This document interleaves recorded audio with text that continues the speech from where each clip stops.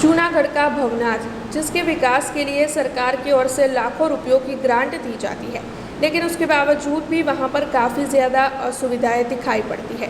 दरअसल सरकार की ओर से भवनाथ के विकास के लिए अब तक लाखों रुपयों की ग्रांट दी गई है। भवनाथ में देश विदेश में से कई पर्यटक आते हैं।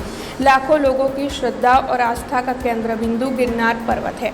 तब सरकार की ओर से वक्त रहते कई बार गिरनार के विकास के लिए ग्रांट दी गई है, लेकिन अब भी भवनाथ में विकास नहीं हो पाया है। वहाँ के सड़कों के खस्ता हाल है, जिसकी वजह से यात्री काफ़ी परेशान होते हैं। इतने सालों के बाद भी आखिरकार वहाँ पर सड़कों जैसी सुविधाएं उपलब्ध क्यों नहीं है, इस मामले में सचमुच सवाल खड़े होते हैं। तब जूनागढ़ महानगर पालिका के डिप्टी कमिश्नर के साथ जब इस बारे में बातचीत कर जानकारी जुटाने की कोशिश की गई, तब उन्होंने क्या कहा, आइए सुनते हैं। हाँ, मैं 12 से आई हूँ और बहुत दूर से आई हूँ यात्रा करने के लिए।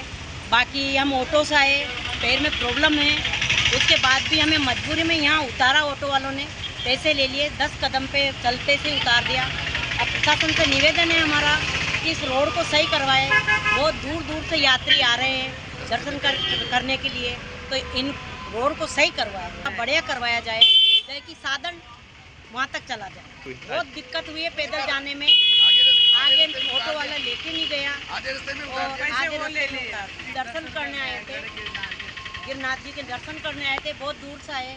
बाकी हमें वो सुविधा नहीं मिली जो मिलना चाहिए। આપણે સૌ જાણીએ છીએ કે સમગ્ર જૂનાગઢ શહેરમાં ભૂગર્ભ ગટરનું કામ અને પીવાના પાણીનું પાઇપલાઇનનું કામ પૂરજોશમાં ચાલી રહ્યું છે। સમગ્ર શહેરમાં પ્રથમ ફેઝની જે કામગીરી હતી એ પૂર્ણ થઈ ગઈ છે। બીજા ફેઝની જે ભૂગર્ભ ગટરની કામગીરી છે એ હાલ ચાલુમાં છે।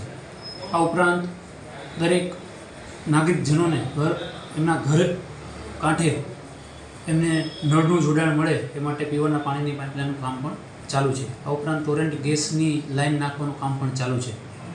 આપણે સૌ જાણીએ છીએ કે ભવનાથ વિસ્તારમાં ખૂબ જ મોટા પ્રમાણમાં ભાવિકોનો ઘસારો રહેતો હોય છે, ખાસ કરીને ગિરનાર પરિક્રમા અને મહાશિવરાત્રિના મેળા સબબ।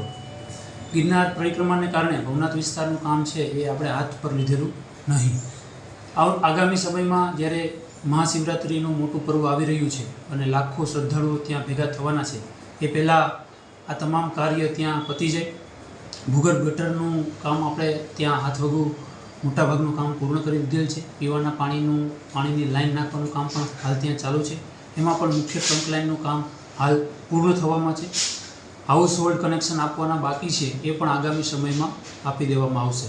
ત્યારબાદ આ તમામ કામગીરી પૂર્ણ થયા બાદ તાત્કાલિક ધોરણે રોડો જે નવા મંજૂર થયેલા છે એ તમામ નવા રોડો બનાવી દેવામાં આવશે અને જ્યાં પેચવર્કની જરૂર હશે ત્યાં પેચવર્ક पूर्ण तात्कालिक करवामा आवशे।